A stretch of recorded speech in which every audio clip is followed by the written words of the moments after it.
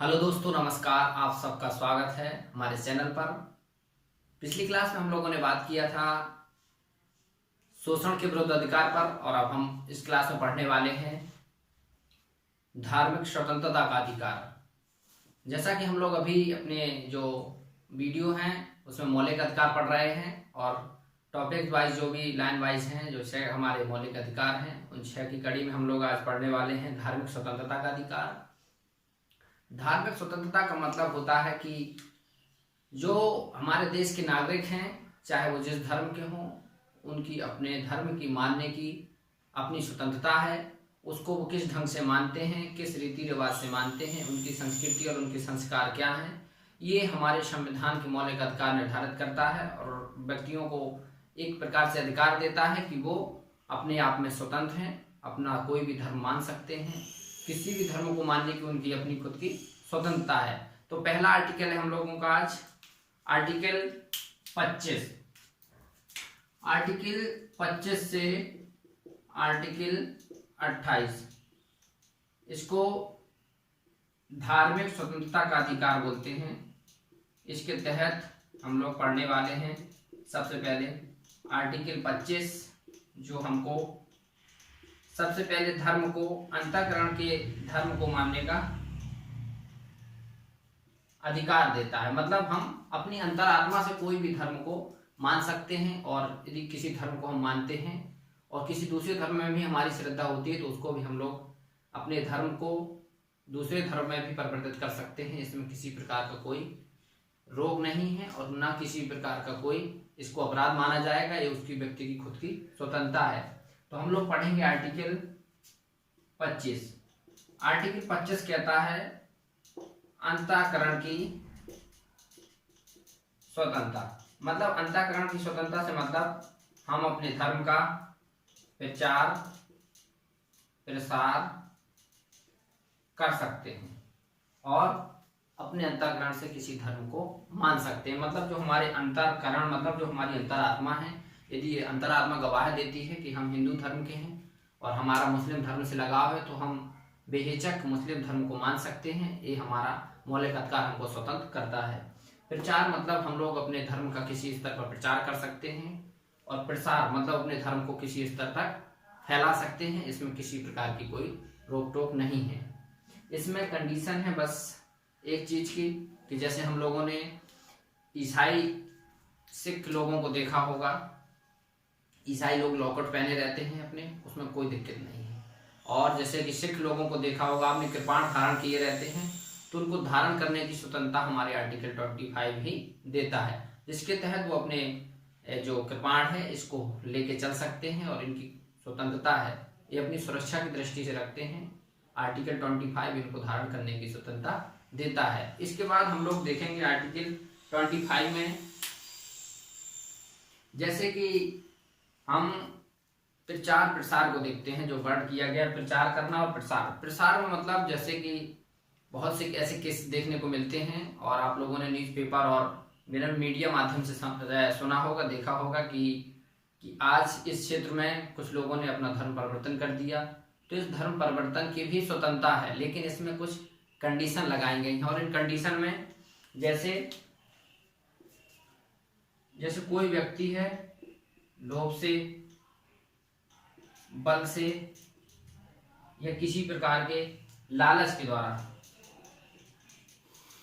किसी कंडीशन में आप अपना धर्म बदलते हैं, तो ये एक प्रकार का जो धर्मांतरण है, ये अपराध की श्रेणी में आएगा, ये गलत है। और जो व्यक्ति इसमें शामिल होते हैं उनको दंडित करने का भी प्रावधान किया गया है। मतलब आप किसी लोभ के माध्यम से किसी व्यक्ति दूसरे का धर्म का परिवर्तन नहीं करा सकते, और ना कोई व्यक्ति लोभ से कोई धर्म को कर सकता है। ऐसे ही बल मतलब बल से,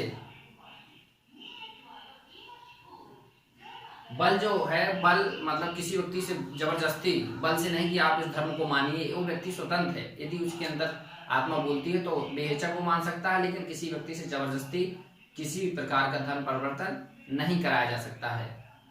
इसमें लालच, किसी व्यक्ति को कोई पद देने का, कोई और प्रतिष्ठा देने के लालच से उसका धर्मांतरण कर दिया जाता है। जैसा कि बहुत केसों में देखा जाता है कि व्यक्ति को लालच दे दिया जाता है कि आप इस काम को कर देते हैं तो हम आपके लिए ये करेंगे, लेकिन इसमें कंडीशन लगा दी गई है इसलिए कि आप यदि अपनी इच्छा के विरुद्ध है किसी व्यक्ति से जबरदस्ती बल से या लोभ लालच से करते हैं तो ये जो आपका अंतःकरण से धर्म के मानने की स्वतंत्रता है ये सफल नहीं होगी और इस पर सरकार रोक लगा सकती है और जो भी संगठन इसमें सक्रिय हैं उनके लिए सरकार प्रतिबंध भी लगा सकती है।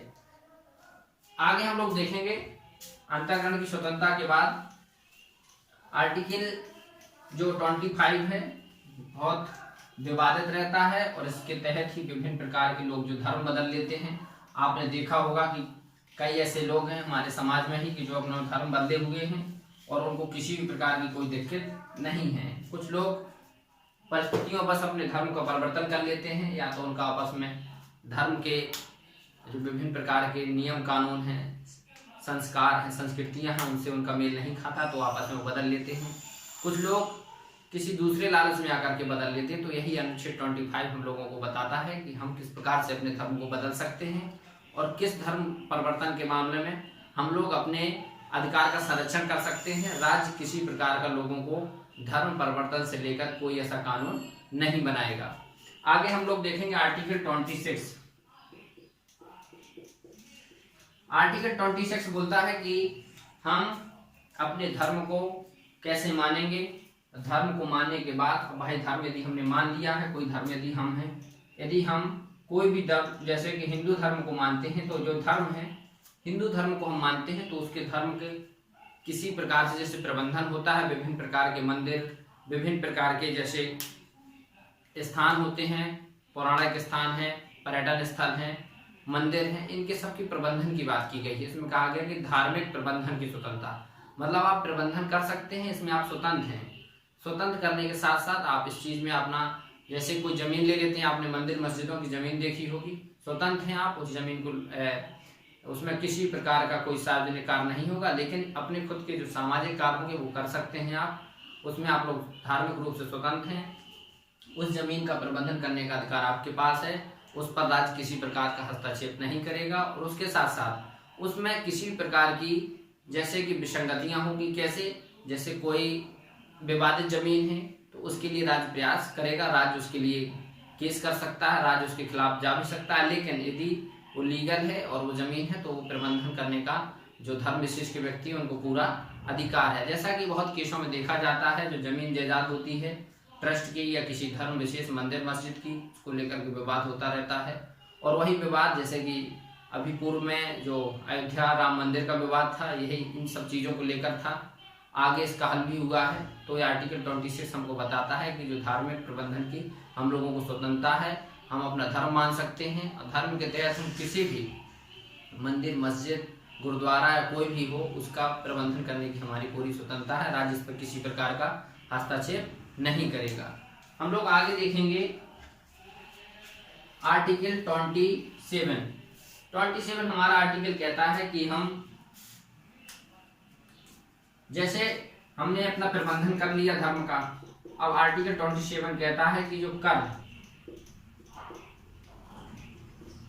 कर अदायगी, मतलब हम लोग धार्मिक प्रबंधन में जो हम लोगों ने प्रबंधन किया इसमें कोई व्यक्ति जो कर अदायगी है, कर मतलब राज्य किसी व्यक्ति से जबरदस्ती किसी राज्य विशेष की धार्मिक विशेष संस्था के विकास के लिए कर का आरोपण नहीं करेगी और उसमें कर अपनी इच्छा से कोई व्यक्ति देता है तो उसकी खुद की इच्छा है, उस पर राज्य का किसी प्रकार का हस्तक्षेप नहीं है। लेकिन किसी व्यक्ति से कर नहीं मांगा जा सकता है धार्मिक कार्य के लिए, इसमें व्यक्ति अपने आप में स्वतंत्र है। इसमें कर देने की स्वतंत्रता उसकी दी गई है कि वो कर दे या ना दे, उसकी खुद की स्वतंत्रता है।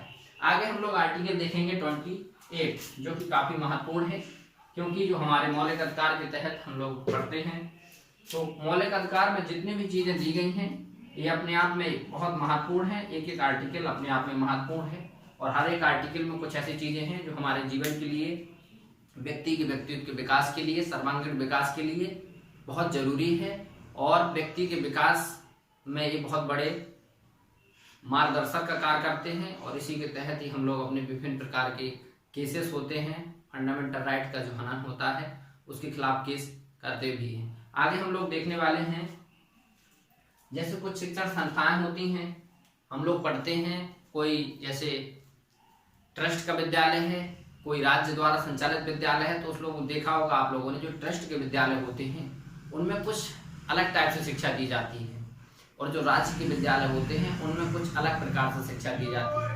उनका एक अपना पर्सनल सिस्टम है। ट्रस्ट को स्वतंत्रता दी गई है कि आप अपने ट्रस्ट है, जो अपना जो विद्यालय है, उसमें किसी भी इस तरह की धार्मिक शिक्षा दे सकते हैं, लेकिन उसमें कंडीशन है।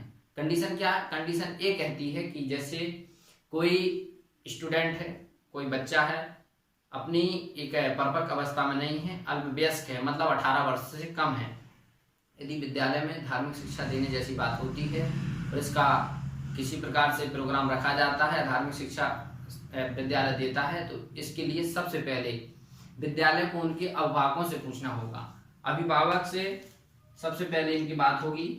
अब अभिभावक इसमें क्या करेंगे? अभिभावक द्वारा निर्धारित किया जाएगा कि हम अपने बच्चे को धार्मिक शिक्षा दें या ना दें, दिलाएं या ना दिलाएं। विद्यालय की जो प्रबंधन है उसके द्वारा सबसे पहले अभिभावकों से सलाह ली जाएगी। यदि बच्चे का इसमें रुचि है, अभिभावक इसमें सहमत होते हैं, तो जरूर उनको धार्मिक शिक्षा दी जाएगी। लेकिन इसमें एक प्रावधान है कि जो राज्य द्वारा पूर्णतः वित्त पोषित, जैसे राज्य सरकार के विद्यालय हैं, इसमें किसी प्रकार की धार्मिक शिक्षा नहीं दी जाएगी। जो आर्टिकल 28 कहता है कि जो राज्य द्वारा संचालित विद्यालय हैं, इनमें किसी प्रकार की धार्मिक शिक्षा नहीं दी जाएगी। ये अपने आप में स्वतंत्र रहेंगे। इनमें सभी लोगों के लिए समान शिक्षा की बात की जाएगी, किसी धर्म विशेष की शिक्षा नहीं दी जाएगी। और यदि जो ट्रस्ट और विभिन्न प्रकार की जो संस्थाएं चलती हैं, यदि वो विद्यालय में धार्मिक शिक्षा दी भी जाती है, तो उसमें सबसे पहले अभिभावक की मंजूरी होना आवश्यक है। आर्टिकल जो 28 है ये बहुत महत्वपूर्ण है, क्योंकि विभिन्न ऐसे केसेस देखे गए हैं कि जहाँ जैसे क्रिश्चियन कॉलेज होते हैं बहुत से, वहाँ पर स्टूडेंट्स को क्रिश्चियनिटी सिखाई जाती है। हिंदू कॉलेज बहुत से ऐसे हैं जहाँ हिंदुत्व के बारे में बताया जाता है। बहुत से ऐसे मदरसा और ऐसे मुस्लिम कॉलेज हैं जहाँ पर इनकी शिक्षा दी जाती है।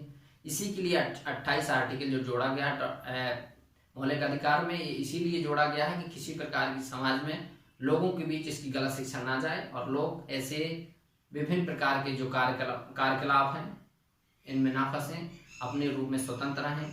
यदि उनके बच्चे स्वतंत्र हैं, उनका यदि अभिभावक स्वतंत्रता देते हैं, तो बिल्कुल शिक्षा ले सकते हैं। और यदि राज्य किसी व्यक्ति पर थोपता है तो ये गलत होगा। राज्य किसी व्यक्ति पर कोई धर्म विशेष की शिक्षा थोपने का कोई कार्य नहीं करेगा, ये प्रावधान इस पर किया गया है। तो हम लोगों ने आज अपनी क्लास में देखा आर्टिकल 25 से 28 तक धार्मिक स्वतंत्रता का अधिकार।